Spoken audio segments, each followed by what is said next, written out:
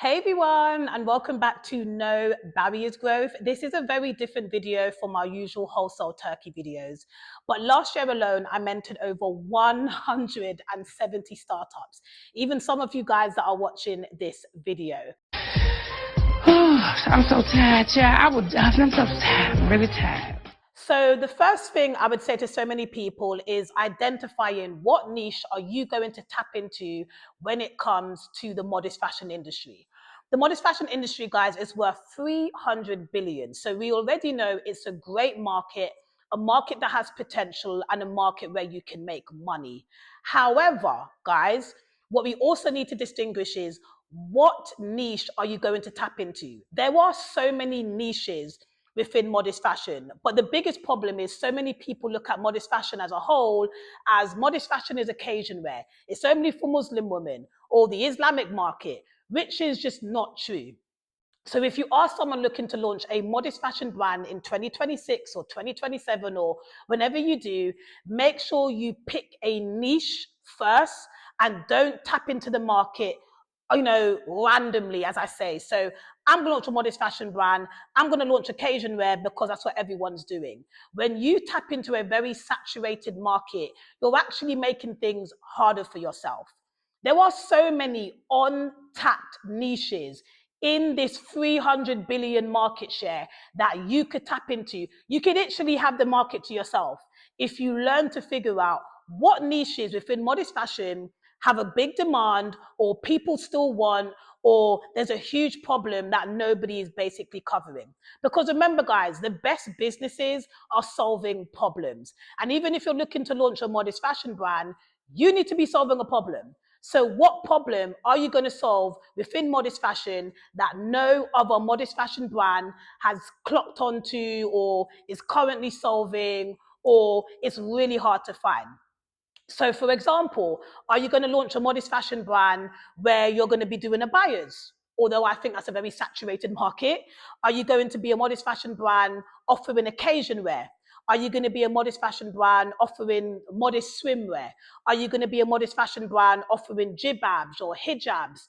Are you going to do everyday wear? Are you going to do prayer sets? Like, there's so many niches within modest fashion. And if you're looking to launch a modest fashion brand in 2026, identify what niche. After you identify what niche, then go and conduct more research into that niche. What you would technically do is look at what products are available when it comes to modest occasion wear. What brands are in the market right now when it comes to people looking for modest occasion wear, right? What are those brands offering? What are those brands not offering? And can you bring something into that market? So remember, guys, even though the modest fashion market is a big market, your job as a business or a startup is to look for a problem in that industry and tap into it very gently. Let's take our time. Let's learn to walk before we run, but look into that market, conduct more research and figure out, is there really a big problem? One of the biggest mistakes people do is they might think, okay, the modest fashion market's worth 300 billion and everyone's wearing occasion wear, so I'm going to launch an occasion wear modest fashion brand. But the majority of modest fashion brands offer occasion wear, and you actually might find launching a modest fashion occasion wear brand might not be the best thing for your business. It could be too saturated depending on where you're based. So if you're based in the USA, there's over, I think, 40 plus well-known modest fashion brands that offer occasion wear. They solely offer occasion wear. And then you're up against the marketplaces where they have other designers that also offer modest occasion wear. And then there are brands that are not even modest that also offer modest collections. So these are things that you really have to start thinking about prior to launching a modest fashion brand, because yes, the market is big, but is the niche you're tapping into, is it already saturated? Is there really a demand? Can you see people wearing that product?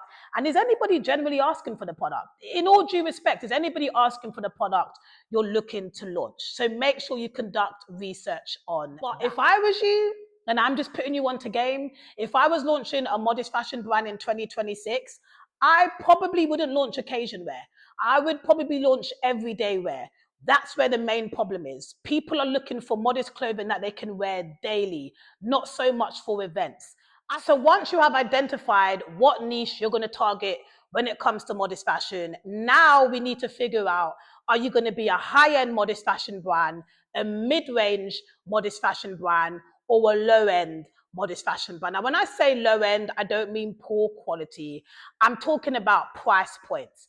This is something that a lot of you guys are skipping and you're not doing prior to launching your modest fashion brand. It is so fundamental to understand what are going to be your price points. Are you going to be a luxury, high-end, modest fashion brand, right? Because if you are, you need to figure this out. You got to figure this out before you start manufacturing or buying wholesale. Understanding your price points and what type of brand you're going to be is going to simplify and help you when it comes to your supply chain management, whether you're sourcing products from Turkey. Maybe you're going to be a high-end modest fashion brand and all your items are going to start from $200 and upwards or £300 and upwards, right?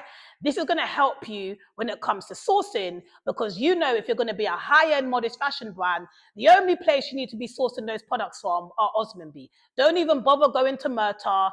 Don't even set foot in Gunjaran. Osmanby is the main place for high quality modest wear where you can of course make a profit, right? So identifying from the very beginning if you're going to be high-end, mid-range, or low-end is so instrumental for anybody launching a modest fashion brand or just a fashion brand in general, right? If you're going to be a mid-range brand, which is basically the everyday consumer, think something like Zara prices, Mango. So maybe your items are going to be, I don't know, no higher than 120. Or no higher than 100, right? Mid-range brand. Then again, you need to identify and understand your profits. So for example, let's say you're sourcing your products from Turkey and you're looking to launch a mid-range modest fashion brand. You would be sourcing from Murta. You have no business, boo-boo, going to Osmanby because you're a mid-range modest fashion brand, meaning that all of your items on your storefront are not going to be above 120 for an item. But bear in mind, guys, Osmanby, some of the items or the modest dresses or modest apparel will start from 100 up. So you know if you're a mid-range brand that when it comes to sourcing, there's certain markets it wouldn't make any sense for you to even look at or tap into because you're a mid-range brand and your prices are here. So it makes no sense trying to source products that are all the way up here, right? Now, when it comes to low end, guys, low end tends to be, what brands are low end? I don't want to say anything and then brands start coming at me sideways. What's a low end brand? Sorry, please don't attack me. Shein. I can't pronounce this brand name, Shein. Shein, fam. Anyways, Shein, Primark, Temu. I'm sorry, guys. I don't buy from these brands, so I don't know. But if I'm just assuming they're low end, right? Like, not low end isn't, but listen, fam. A few moments later. So when I mean low end, guys, I mean low end in the sense of like the price point. So a low end brand might be something like equivalent to like a Shein or a Primark. So for example, if you're a low end brand, the threshold for your price points would be products below $100 or pound, whatever. For example, you're looking to launch a modest fashion brand and source clothing from Turkey, and you're going to be tapping into like the lower end range of the fashion industry, then your main market would be Murta, because Murta's products are all below $50 at this point. So you can make a profit if you was to source from Murta, because you can find modest wear anywhere from $10, even $5, all the way to $50, right? But if you're a high-end modest fashion brand, you wouldn't source from Murta. They're not going to have the quality you want, the fabrics, or just that high quality products, right? So this is really instrumental for anybody looking to launch a modest fashion brand, understanding your price points from the very get-go. Once you understand your price points, then you are going to be able to start sourcing better, understanding manufacturing costs. So maybe you're a high-end brand, then you need to make sure that you let your factory know, or you know, a small production hub you're working with know, listen, I'm a high-end brand and I want to use maybe silk instead of satin. I want to use 100% cotton than polyester. I want to use linen than freaking visco, whatever they be calling it, right? So it's really instrumental to understand what brand or price point or range you're going to be. Are you going to be sourcing? So one of the biggest things people often ask me is, when it comes to launching a modest fashion brand, should I take the manufacturing route or the wholesale route? Let me just do a quick deep dive, because I want to keep this video really sweet and short. When it comes to modest fashion or fashion in general, guys, there is honestly nothing new under the sun, right? The amount of people I've mentored who are looking to launch occasion wear modest fashion dresses or pieces, and I'm like, but you can find that via the wholesale route. So rather than you doing tech packs and ongoing samples and just spending weeks or months perfecting your first item, just buy the items wholesale in Turkey. Turkey is a modest fashion hub. Everything you can think of in modest fashion, Turkey literally has it. I'm not even trying to, kid you. Like, literally, guys, if you're looking to launch occasion wear modest fashion, you will find a wholesaler that has that dress, what you're thinking about, right? Remember, wholesalers have to get inspiration from somewhere. So a lot of wholesalers, they literally will look at the high-end designers, try and tweak the designs and sell it via wholesale, if that makes sense. So for all those asking, should I take manufacturing or should I do wholesale? There are so many things that come into play. My honest thing, launch your modest fashion brand small, work lean, start small, test the market. You haven't got to manufacture these thousands or 500 or 600 piece units, because there's no guarantee it will sell. Start with a small collection or one product or one hero product. There are some items you're not going to find via the wholesale route. So petite is still a niche. A lot of wholesalers in Turkey, they don't offer petite modest wear. Plus size is still a niche. A lot of wholesalers in Turkey might not have a massive array or assortment of plus size modest wear. So when it comes to manufacturing and wholesale, when it comes to modest wear, guys, yes, Turkey is a great place where you can test the market first, buy a couple of series, private label it and sell to your customers. Manufacturing is great if you're sketching or designing something that's not on the market. Because remember, not everything you're going to find in the wholesale route. But if you're designing like an abaya from scratch, or maybe a dress that has more embroidery or shimmer, razzle dazzle, whatever you want to call it, then you might find manufacturing better because you get the product you're looking to design, right? So there's no wrong or right answer. I would highly recommend you guys to check what Turkey has first. And only if you can't find the products you want via the wholesale route, yeah, I would then look into manufacturing. Manufacturing is great for niches like petite, plus size, or items that are not readily available on the market. Because remember, guys, wholesalers need to make their money. And a lot of the products that you guys want, like, why don't Turkish wholesalers do petite? Why don't they do plus size? That's a bit too niche. And some of those niches might not generate enough money for that wholesaler. Then they're going to be out of business, right? So for niches like that, manufacturing works better. One of the biggest problems, I would say, when it comes to modest fashion brands is sometimes, and I have to be honest with you guys, niching down a bit too much. I've always said modest fashion is for everyone. It's a conscious decision that women and men take, not just women, by the way, men make when it comes to modesty. Some people dress modestly for religious reasons. Some people dress modestly because they simply like the art of dressing modestly. No matter the reason, guys, I would highly recommend, and I can only give you recommendations, to avoid being that modest fashion brand that often focuses too much on religion and ends up losing a massive market share, right? Or ends up losing potential customers. So what does that basically mean? So if you are someone looking to launch a modest fashion brand, be as diverse and inclusive as possible. Try to avoid adding any kind of religious components. That doesn't apply to modest fashion brands targeting Muslim women. I'm talking about a general modest fashion brand. So let's say maybe you're launching a modest fashion brand that's occasion wear, right? Why have we got to make it just for Muslim women? It can be for everyone. Anybody can wear occasion wear. So in your marketing campaigns, and I feel like everybody can learn from this, look at H&M, look at ASOS, Look at Mango. These brands offer modest edits when it comes to Ramadan and Eid every year without fail. Notice they never even mention Ramadan or Eid in their campaigns. They stopped even using models that wear hijabs or putting hijabs on the models simply for the fact that these items, although subconsciously, and those who know this is an Eid edit, it's a Ramadan edit, they don't even mention that. And that's what I think a lot of brands can learn from. Look at the big retail players. They actually launch a lot of products during Ramadan. Mango and H&M are known every year without fail. They launch Ramadan and Eid edits, but they never, ever, ever write Ramadan collection, Eid collection. They often put things like resort wear, limited edition, limited drop, when subconsciously, guys, it is actually for Ramadan and Eid, right?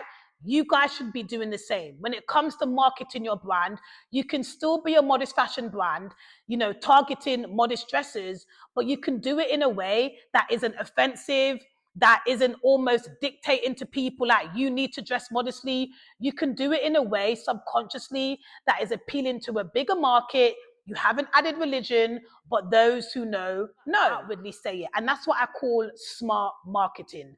Launching a modest edit without basically saying we're targeting X, Y, and Z consumers. Please don't be that modest fashion brand that comes across as judgmental or policing people on their fashion choices.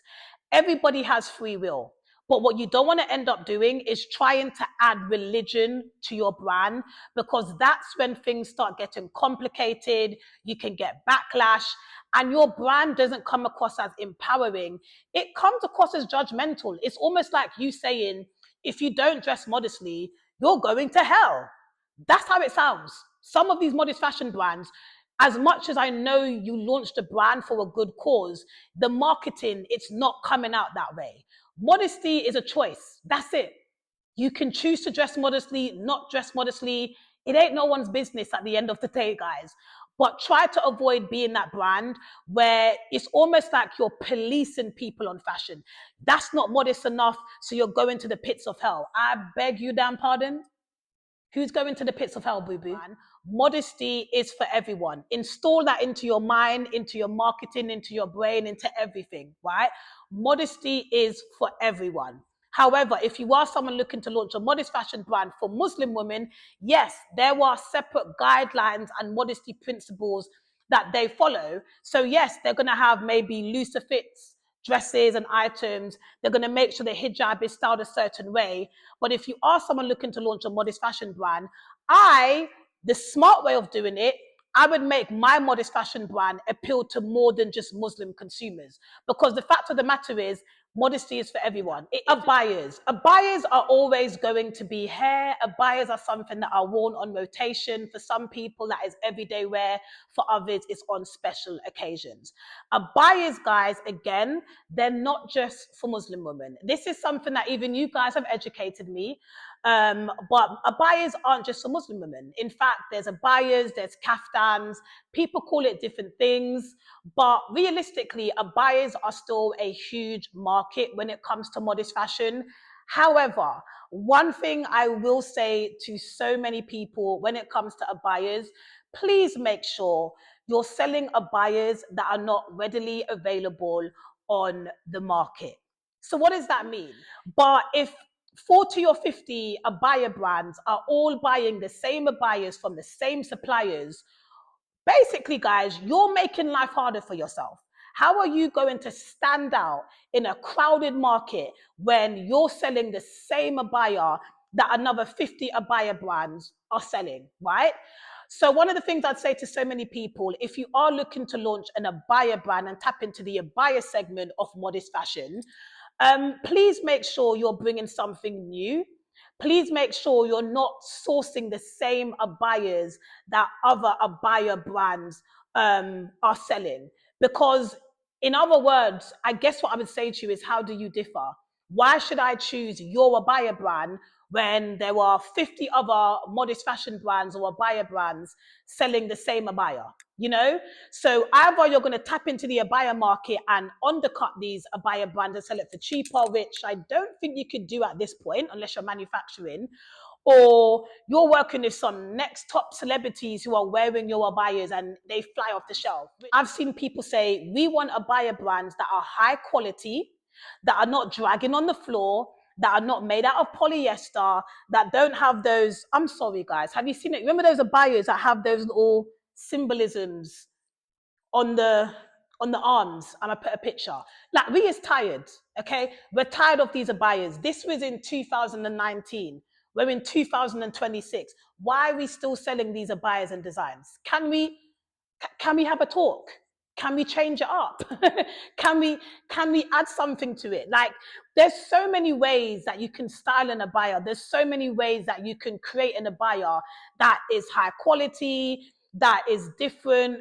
But for whatever reason, guys, people are making the mistake of launching Abaya brands that everyone else is selling. And then people wonder why you're getting called out on social media. We all know you're buying it from Alibaba and AliExpress. Shout out to Alibaba. I love you guys. Really do. But at the same time, guys, let's try to avoid sourcing the same modest clothing from the same platforms and launching something that has already been done in 2019. I'm not saying that you can't launch a business and tap into a crowded space. I'm not saying that at all. I'm not saying that you can't launch a business where there are some really big players out there already, right? There's always going to be a clientele or a demographic of people that will love what you bring to the market, right? There are the big boy players, the well-known high-end brands, the luxury brands that launched years ago that are doing really well. But the modest fashion market, guys, is worth, what, 300 billion, right? Very rare that one brand is going to capture all of that market. So when I say things like, is the market saturated? What I essentially mean is there are so many ways you can tap into the modest fashion market, still make a decent profit, run a very good business without tapping into a market that has already been, I guess, tapped into and disrupted to the point where when someone else comes along, it's just like, well, what are you offering? What's different? Right. Some people are like, I want to support modest fashion brands, but the price points just don't make any sense. As someone that launched a modest fashion brand, and as someone that's also a consumer, I can vouch for this and I can talk about this very openly. Anybody that gets offended by this, please don't. I'm only telling you what people say, what are in comment sections. When it comes to the modest fashion industry, I to some degree do understand. Why is it that the majority of modest fashion brands are absolutely expensive? Why is it that the majority of modest fashion brands are all high end? Why is it that non-modest fashion brands or everyday fashion brands can sell clothing below £150, but when it comes to modest fashion, Muslim women or people who want to dress modestly are having to pay a premium, right? Now, here's my thing. There's nothing wrong with offering clothing at a high price point if the clothing matches the price point, right? Like, people don't mind paying a high price for an item that matches the price. So if I'm going to be buying an abaya or a dress that's made out of 100% silk and the dress is £690, I have no problem because I'm buying silk. Silk should be a bit expensive. If you are someone that is sourcing products from Alibaba and the abaya or the dress is below $10 and you're charging people, you know, $300 for it, you can't be surprised when people are calling you out in your comment section, right? Especially if the dress is made out of not great quality. Now, I know a lot of people might say things like, yeah, but it's to do with marketing. It doesn't make any difference, guys. You can market your product. You could do a 50,000 marketing campaign in the middle of the Dubai desert, have some music in the background, and your dress looks amazing and it's flowing. But at the end of the day, if I order that dress online and the dress, I put it in the washing machine, it's shrunk, the quality isn't good, it's made out of polyester, then yeah, people are going to complain. People are going to be upset when you're charging them extortionate fees for something that you even know you wouldn't wear. And this is something that I always say to so many people when it comes to modest fashion. Would you wear your own garment? Would you? I'm not saying that you can't charge high prices. Listen, it's your business. You charge whatever you feel you want to charge. But when it comes to modest fashion, it's a very different ball game. It's a very different market. Listen, these girls will call you out. Huh. These girls, nah, boo, I just saw that on AliExpress for $10. Rightfully so. People who are shopping for modest fashion, they've done their research. Remember, modest clothing is kind of hard to find. So people who are shopping for modest wear, they've done their research. They know the industry inside and out. And they'll be able to call your bluff if you're selling them a $10 wholesale dress for $700, right? One of the things I say to so many people is treat people how you like to be treated. Would you shop from your brand? If somebody was to buy from your brand today, right, would you feel confident in knowing that you've sold them something good? No, really, right? I don't know about you guys, but the way I was raised is to treat people with kindness, to sell something that you would actually buy. And if you're not able to do that, you shouldn't be in business, right? I know that there are some people in business, they don't care about quality. They don't really care about customers. You know, their kind of thing is business is about money. I beg to differ. I feel like business is about keeping your customers happy and selling something that people are going to be happy with. That's it, guys, for this week's video. I hope you guys found it really informative. And I'm back again with fresh new content. I'm not even going to lie to you and say next week. I ain't going to do it. I don't want to disappoint you guys. I'm launching a B2B platform, guys. I'm going to be honest with you. My time is limited.